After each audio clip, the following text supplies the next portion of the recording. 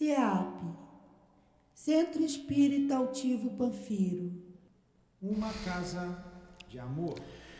Bom dia aos nossos ouvintes. Que Jesus abençoe a nossa manhã de estudos. Vamos dar continuidade ao estudo do Livro dos Médiuns. Vamos ler o Evangelho antes, fazer a nossa prece. Capítulo 8. Bem-aventurados que têm o coração puro. Item 1. Bem-aventurados que têm o coração puro, porque verão a Deus. Mateus. Item 2. Então, apresentaram-lhe algumas crianças para que ele as tocasse. E como seus discípulos repelissem com palavras rudes aqueles que as apresentavam, Jesus ficou muito desgostoso e lhes disse: Deixai vir a mim os pequeninos, não os embaraceis, porque o reino dos céus é para aqueles que se assemelham a eles. Em verdade vos digo, todo aquele que não receber o reino de Deus como uma criança, não entrará nele. E abraçando-as e impondo-lhes as mãos, as abençoava. Marcos, capítulo 10, 13 a 16. Item 3. Só um parágrafo do item 3. A pureza de coração é inseparável da simplicidade e da humildade. Ela exclui toda a ideia de egoísmo e de orgulho. Eis a razão por que Jesus toma a infância como símbolo dessa pureza, assim como a tomou como símbolo da humanidade. Aí a gente entende bem o Evangelho, porque Jesus tomou a pureza, porque a criança não tem orgulho, a criança é simples. Pureza de coração tem que ter humildade e simplicidade. Aqui estamos, Jesus, em luta íntima pela conquista da humildade, pela conquista da simplicidade, pela conquista do amor ao próximo, pela conquista do amor a nós mesmos. Por isso estamos com o teu Evangelho sempre. Estamos estudando a doutrina espírita para que nos tornemos criaturas melhores, para que um dia possamos ter o coração puro. Abençoe o nosso esforço. Inspira-nos durante estes estudos. Aproxima de nós os nossos guias e benfeitores, dirigentes da nossa casa de amor, o altivo e os demais amigos e irmãos que dirigem esta casa. Allan Kardec, a Leon Denis. Evocamos em teu nome o Ernesto Bozano, patrono deste estudo. Em nome desses irmãos queridos, em nome do amor, do nosso amor, Lourdinha, do teu amor, Jesus, do amor de Deus, nosso Pai, acima de tudo, é que damos por iniciados os estudos da manhã de hoje. Que assim seja. Graças a Deus.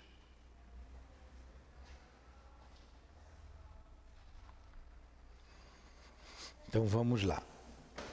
Nós estamos estudando o capítulo das evocações. E vimos que evocar é chamar. E que pelo pensamento, na verdade, são os nossos desejos que atraem os espíritos para junto de nós, né? Nós chamamos pelos nossos desejos. Vimos as questões 466, 467 do Livro dos Espíritos, 468, que fala desse desejo, que nós atraímos pelo desejo. E o desejo, que é desejar? Desejar é querer, ter vontade. Nós vamos atrair para junto de nós os bons espíritos, se assim o desejarmos, ou maus espíritos, se assim o desejarmos. E esse desejo, ele é eivado de quê? Do nosso pensamento. Nós somos o que pensamos. Então o pensamento tem que ser cuidado primeiro. O pensamento precisa ser tratado.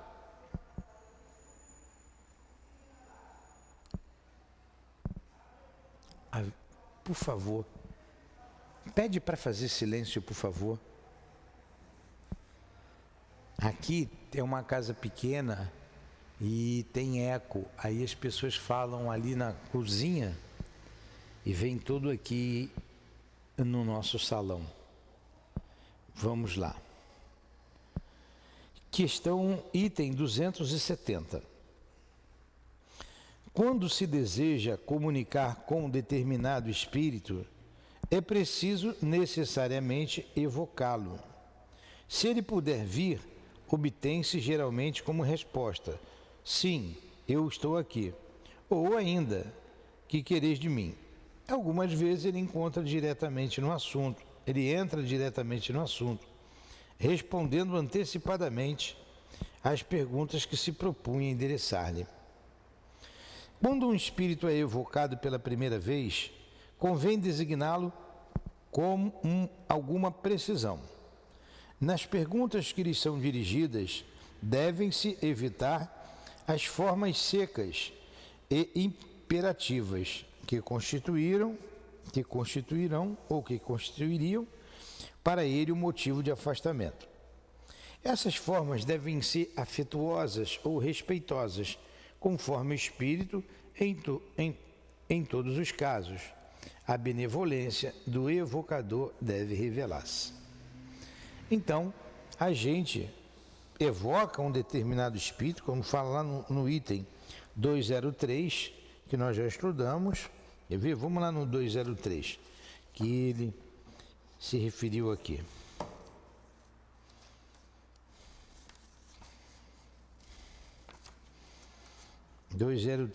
Que está no capítulo da formação do médium, quando ele fala o desejo que todo aspirante a médium tem de chamar as pessoas caras a ele. Então, esses espíritos vêm. Agora, a gente tem que saber o que vai perguntar, né? Você vai evocar um espírito para perguntar o quê? Então, o ideal é que você antes elabore algumas questões para que na hora você não se embarace. E o espírito está ali, estou aqui, o que queres? E se você não dizer o que quer, ele vai embora. E a gente tem que ser sempre, como ele colocou aqui, em todos os casos, se dirigir ao espírito de maneira respeitosa, afetuosa, né? Sempre sendo benevolente. Sempre. Porque ali está um espírito, um ser, né? Criado por Deus como nós. Sempre de maneira respeitosa. Vamos lá.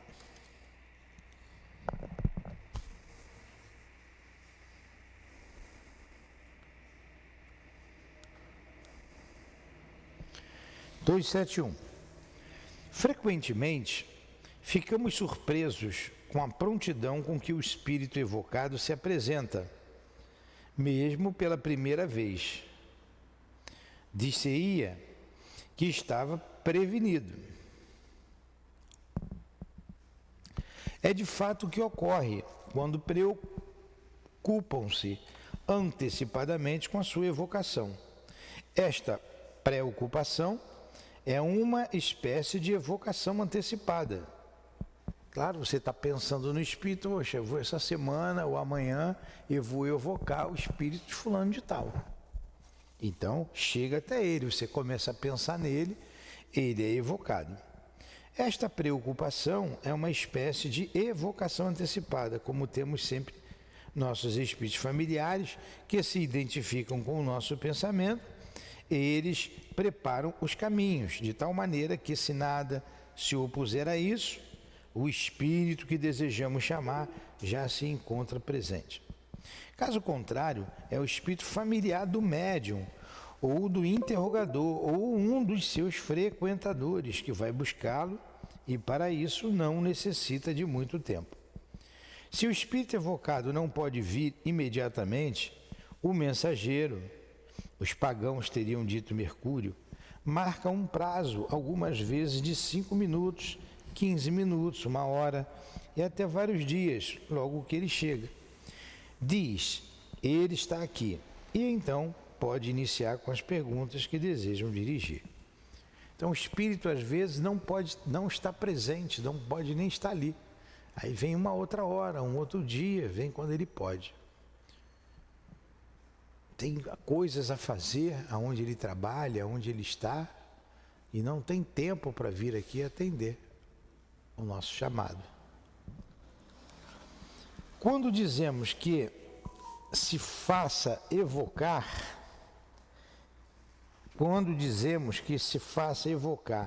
em nome de Deus, entendemos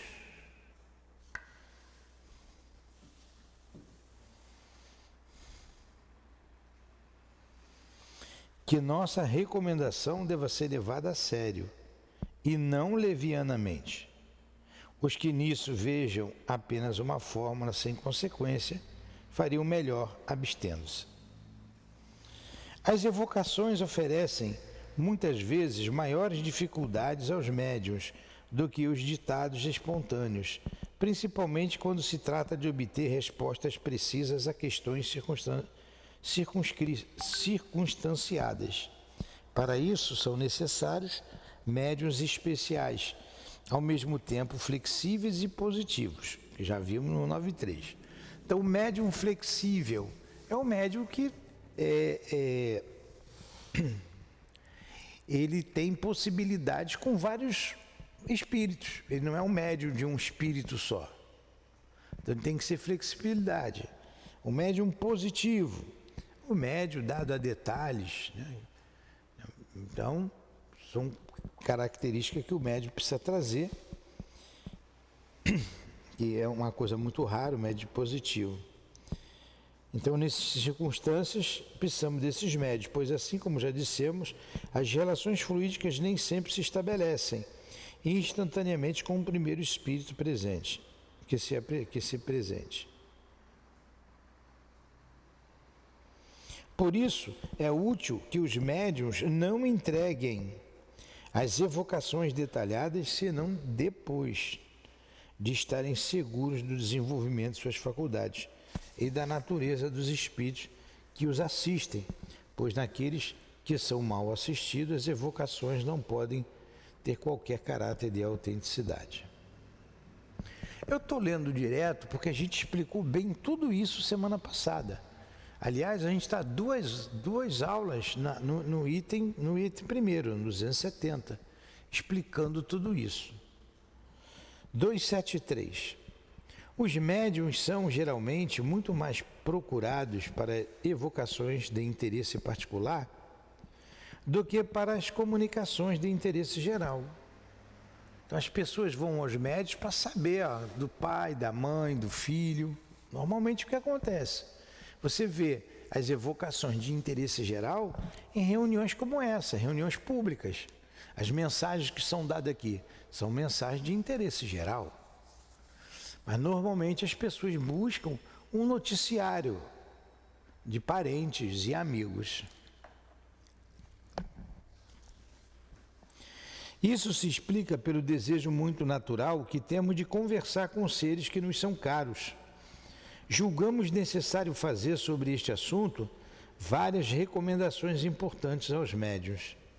Principalmente de não aquecer a esse respeito, senão com reserva, diante de pessoas cuja sinceridade não estejam completamente seguras e de se acautelarem contra as armadilhas que pessoas malévolas poderiam preparar-lhes.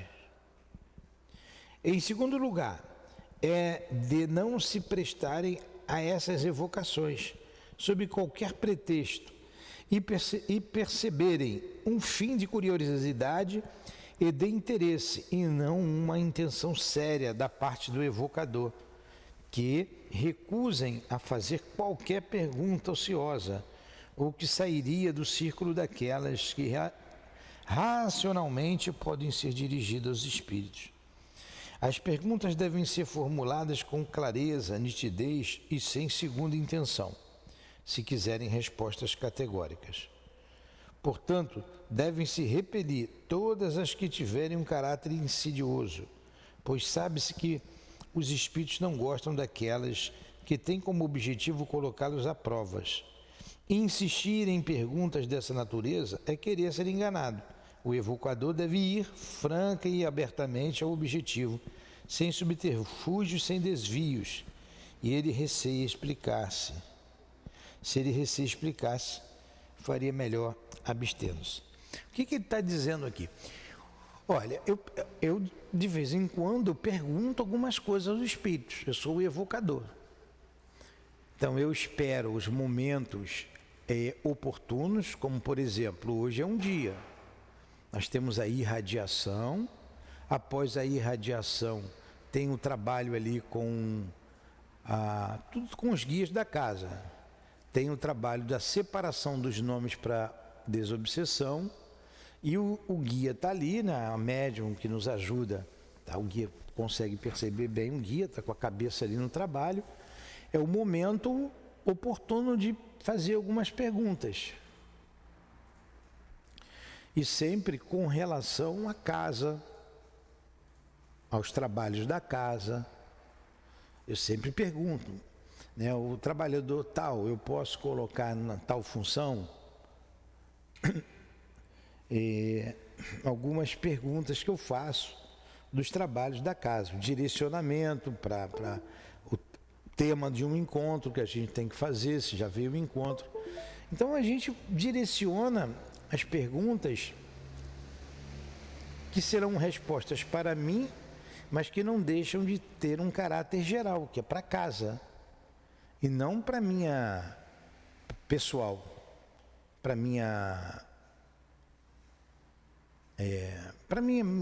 meus interesses pessoais.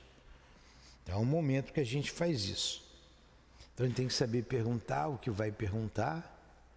Esse endereço que a gente separou, atendemos, vamos atender, não vamos atender? Quem diz é o guia se vai atender ou não. Eu não boto nada da minha cabeça. Então eu estou fazendo uma pergunta de caráter geral. Às vezes a gente sente no papel que precisa ser atendido, mas eu não sei a realidade daquela família. Se pode ou não atender, ou se pode ou não atender naquele momento, se vai atender em outro momento. Então quem resolve isso? É o guia do trabalho. Não tem capacidade para isso, né? A gente não tem. Então são perguntas de caráter geral. Como ele disse aqui, normalmente as pessoas perguntam coisas particulares. Como é que está meu filho que desencarnou? Onde é que ele está? Como ele está? Convém ainda que só com muita prudência se façam evocações na ausência das pessoas que as pediram. E muitas vezes até é preferível que não sejam feitas, visto que essas pessoas são as únicas aptas a analisar as respostas, para julgar a identidade, para provocar esclarecimentos, se for oportuno, e para formular perguntas incidentes trazidos pelas circunstâncias. Além disso, a presença delas é um elo que atrai o espírito, muitas vezes pouco disposto a comunicar-se com estranhos, pelos quais nenhuma simpatia tem. O médium, numa palavra, deve evitar tudo que possa transformá-lo em agente de consultas, e que os olhos de muita gente é sinônimo de ledor da sorte. Então, olha só, essas questões de caráter pessoal, ele está dizendo que é bom, de bom alvitre, o interessado está perto. Porque você vai fazendo umas perguntas para ele, vai tentando saber se o que você escreveu ali está correto. É importante você escrever o noticiário, como faz aqui, sem a pessoa presente, é uma coisa muito mais difícil, né? O médium tem que ter muita segurança. É chato alguém pedir, às vezes uma pessoa amiga pede pelo telefone, poxa, tem notícia, pode obter notícia. Isso, o Kardec está orientando aqui, não é o ideal, não é o ideal. Eu vou passar aqui, eu vou sublinhar isso aqui que eu vou passar para os médiuns que trabalham ali com o noticiário. Eles estudam, mas a gente, né, lê e não presta atenção. Noticiário, eu vou escrever aqui, que é o trabalho que nós temos trabalho que a gente tem na nossa casa. Agora, espíritos que podem ser evocados, é o item 274. Espíritos que podem ser evocados. Podem ser evocados todos os espíritos, qualquer que seja o grau a que pertençam na escala espírita. Então, posso evocar até Jesus Cristo. Se ele vai vir ou não, é uma outra coisa. Então, todo mundo, nós não evocamos Jesus aqui? Né? Em nome de Jesus, iniciamos o estudo. Então, todo mundo pode ser evocado, os bons como os maus, os que deixaram a vida pouco, como os que viveram nos tempos mais recuados, os homens ilustres, como os mais obscuros, nossos parentes, nossos amigos, como aqueles que nos são indiferentes. Mas isto não quer dizer que queiram ou possam sempre atender ao nosso chamado, independente da própria vontade deles ou da permissão que lhes pode ser recusada por uma potência superior. Eles podem ser impedidos de fazê-lo por motivos que nem sempre nos é dado conhecer. Queremos dizer que não há impedimento absoluto que se oponha às comunicações, salvo o que será dito logo adiante. Os obstáculos que podem impedir um espírito de manifestar-se são quase sempre individuais e se devem muitas vezes às circunstâncias. Então, o que foi que ele disse aqui? Que a gente pode evocar qualquer espírito. Eu posso chamar o espírito de Platão? Quero que venha o filósofo Platão para me instruir. Agora, eu posso. Eu tenho que fazer uma pergunta à altura do Platão, né? Oh, grande filósofo, eu queria saber se o meu gatinho está com febre, se ele está com algum tipo de doença. Poxa, vai vir, né? Eu tenho que saber o que eu vou perguntar para o espírito. Eu tenho um veterinário para levar o meu gatinho, né? Então, eu preciso saber fazer uma pergunta à altura daquele espírito que eu evoco. Então, o que eu vou perguntar agora? Ele pode vir ou não, por vários motivos. Nós também falamos na aula passada. Ele pode não querer vir. Não vou lá não quero ir. Quantas pessoas estão chamando? Estão te chamando lá fora. Gabriel, estão chamando você lá fora, lá no quintal. Não viu nada, né? Você vai ou não, certo? Se você não quiser, você não vai.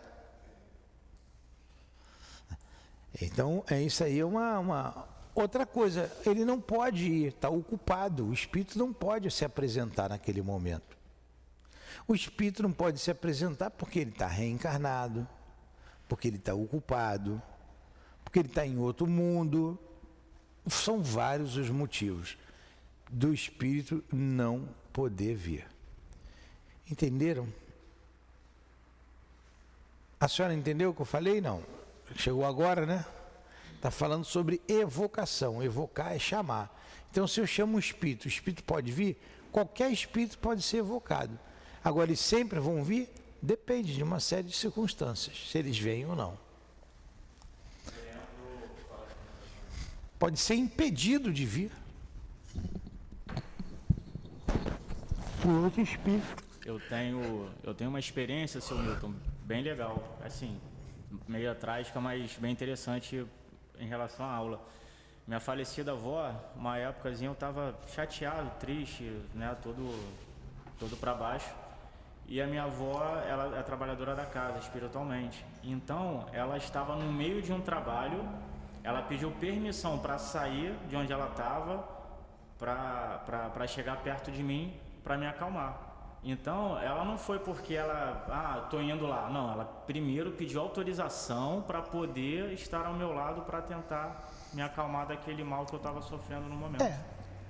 E ela poderia ter ou não uma autorização. Sim. Dependendo do motivo que você estava sofrendo, dependendo do trabalho dela. E no mundo espiritual tem ordem. A gente não faz o que quer, não. Não faz o que quer, não. Tem ordem.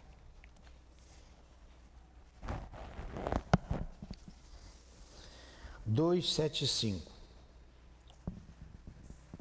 Entre as causas que podem opor-se à manifestação de um espírito, umas lhes são pessoais e outras estranhas. Entre as primeiras, é preciso colocar suas ocupações ou as missões que desempenha e das quais não pode desviar-se para ceder aos nossos desejos. Neste caso, sua visita fica apenas adiada, que nós acabamos de dizer. Há ainda sua própria situação. Embora o estado de encarnação não constitua um obstáculo absoluto, pode representar um impedimento em dados momentos, principalmente quando ocorre em mundos inferiores e quando o próprio espírito está pouco desmaterializado. Em mundos superiores, naqueles em que os elos entre o espírito e a matéria são muito fracos, a manifestação é quase tão fácil quanto no estado errante, e em todo caso mais fácil do que naqueles mundos onde a matéria corporal é mais compacta. Então, um outro caso impeditivo é isso aí. Agora, no mundo superior, onde a matéria é mais leve, mais diáfana, é indiferente ele está encarnado ou não. No mundo inferior como o nosso, e o espírito estando encarnado, é mais difícil. Não é impeditivo, mas é mais difícil dele vir. Nós falamos de tudo isso. As causas estranhas devem-se principalmente à natureza do médium e da pessoa que evoca, ao meio em que se faz a evocação e, finalmente, ao objetivo que se propõe. Alguns médiuns recebem mais particularmente comunicações de seus espíritos familiares, que podem ser mais ou menos elevados. Outros estão aptos para servir de instrumento intermediário a todos os espíritos, e isso depende da simpatia ou da antipatia, da atração ou da repulsão que o espírito pessoal do médium exerce sobre o espírito estranho, que pode tomá-lo como intérprete, com prazer ou repugnância. Isto depende ainda da abstração feita das qualidades íntimas do médium, do desenvolvimento da faculdade medianímica. Os espíritos veem com maior boa vontade e principalmente são mais explícitos com o médium que não lhes oferece qualquer obstáculo material. Aliás, em igualdade de condições morais, quanto mais facilidade tem um médium para escrever ou para exprimir, mais se generalizam suas relações com o mundo espírita. Vocês estão me entendendo? Vocês estão entendendo o que eu estou falando? Não, né? Eu estou falando a mesma coisa desde o início. Ele está falando dos obstáculos que um espírito pode ter para se comunicar, para se apresentar. Então você evoca um espírito, quero falar com fulano de tal. Ele pode vir ou não. E vários são os impeditivos dele não vir. Eu estou repetindo a mesma coisa aqui, tá? Que eu já expliquei tudo isso. Um dos fatores, ele não pode vir, não tem autorização, está reencarnado, entendeu? 276. É preciso levar em conta ainda a facilidade que deve proporcionar o hábito de se comunicar com este ou aquele espírito. Com o tempo, o espírito estranho identifica-se com um do médium e também com aquele que o chama. Pondo-se de lado a questão da simpatia entre eles, estabelecem-se relações fluídicas que tornam as comunicações mais rápidas. É por isso que uma primeira conversa nem sempre é tão satisfatória quanto seria o de desejar. E é também por isso que os espíritos podem, frequentemente, para serem chamados novamente. O espírito que vem habitualmente está em sua casa, está familiarizado com seus ouvintes e seus intérpretes, fala e age livremente. Olha, então, às vezes, ele já falou lá atrás, tem o problema do médium. O médium não tem relações fluídicas com aquele espírito. Uma vez o culto que fez na minha casa, o culto cristão no lar, o altivo estava presente e ele deu uma comunicação. Eu pensei que seria meu pai, eu queria muito que fosse meu pai.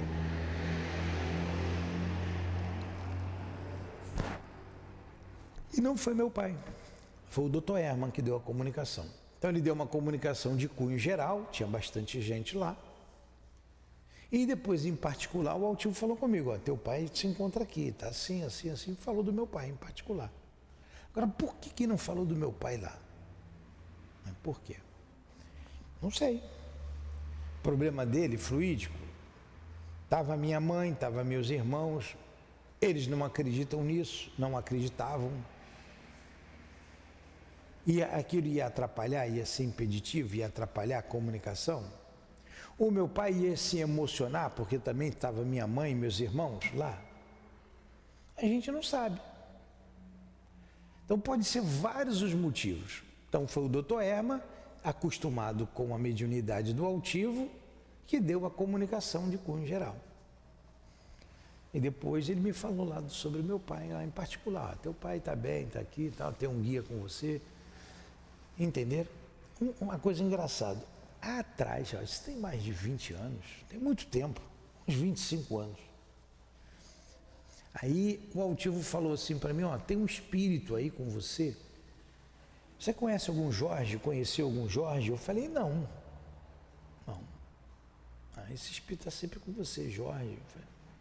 Indiferente esse nome, até hoje para mim. Passou.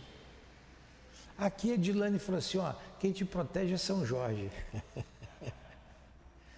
Tem São Jorge aí com você. Porque ela viu o espírito com um escudo e uma espada na mão. Deve ser lá do tempo antigo, né? O altivo viu e falou. Ela já interpretou como São Jorge. Mas você vê que tem um fundo aí. Ambos deram o mesmo nome. Ambos viram o mesmo espírito. Um falou que era Jorge, porque tem conhecimento de causa. Não vai falar que é São Jorge, porque nem São Jorge existe. A outra falou, não, é São Jorge. Porque não conhece, né? Só faltou ver o dragão. O dragão sou eu, pô. É por esses motivos, 277, em resumo, daquilo que acabamos de dizer, resulta que a faculdade de evocar todo e qualquer espírito não implica para este a obrigação de estar à nossa disposição, que ele pode vir num dado momento e não num outro, com este médium ou aquele evocador, que lhe agrade, e não com aquele outro, dizer o que quer sem poder ser constrangido e dizer o que não queria, ir-se quando isto lhe convenha. Vi, enfim, que por causas independentes ou não de sua vontade, depois de ter mostrado assíduo durante algum tempo, ele pode de repente deixar de vir. É em todos esses motivos que, quando se deseja chamar um espírito novo, é necessário perguntar ao seu guia protetor se a evocação é possível. Caso não seja igual, geralmente ele dá os motivos, então é inútil a insistir. Uma coisa também interessante é quando a Lourdinha desencarnou, eu tive um apoio lá de um amigo que ia sempre lá em casa. E ele era médium extensivo. E a gente fazia o culto junto, lia o evangelho, orava. Depois tivemos a ideia de montar a casa espírita, enfim. E de vez em quando um espírito nos orientava. E certa vez um espírito lá se manifestou.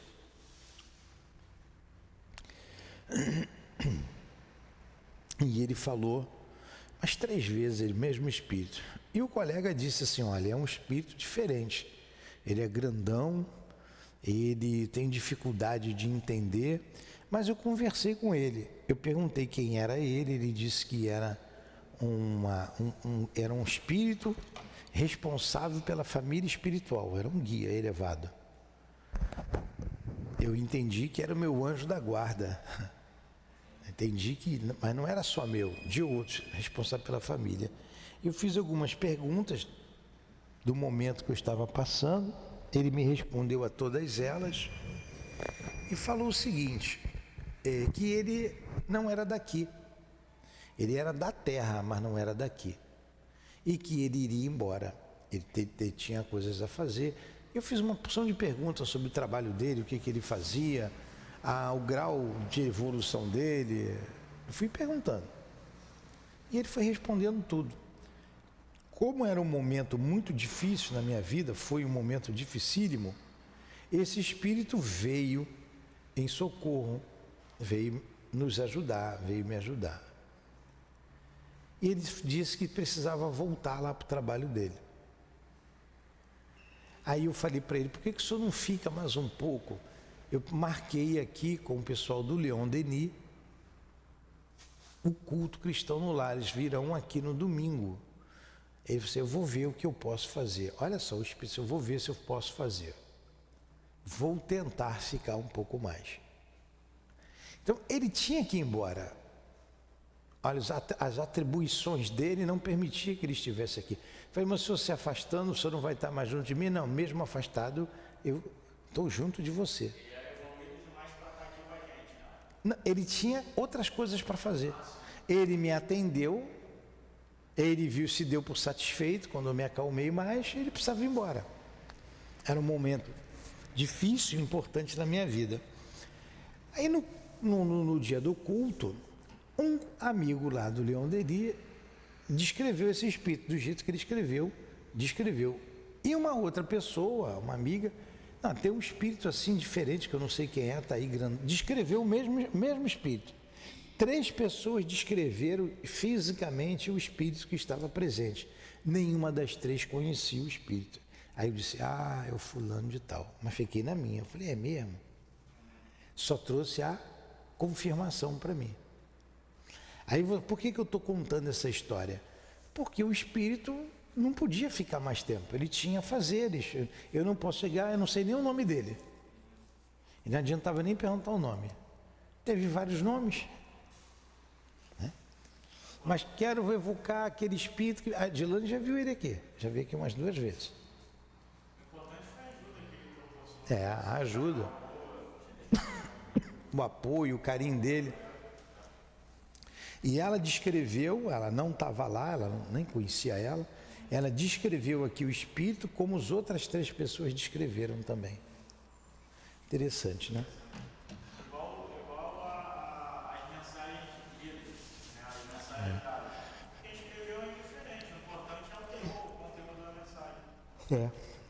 Vamos lá.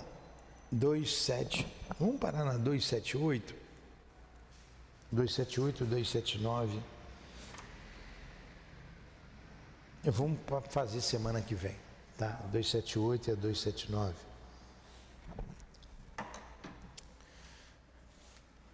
Deu aí 35 minutos. Eu preciso. Vamos fazer a nossa prece. Agradecemos os espíritos aqui presentes, que evocamos no início do trabalho, nosso irmão Ernesto Bozano, a minha amada Lourdinha, as irmãs queridas, o altivo, como diretor da nossa casa. Muito obrigado a Leon Denis, a Allan Kardec, aos guias que nos propicia segurança, amparo e proteção nesses estudos que realizamos e trabalhos em nossa casa de amor. Derrama sobre nós o teu amor, Jesus. Ajuda-nos a manter o equilíbrio e a paz no coração. Que seja em nome do amor, que seja em nome do amor que vibra nesta casa, dos dirigentes da nossa casa. Em nome do nosso amor, Lourdinha, do teu amor, Jesus. Do amor de Deus acima de tudo, é que damos por encerrados os estudos da manhã de hoje, em torno do Livro dos Médiuns. Que assim seja.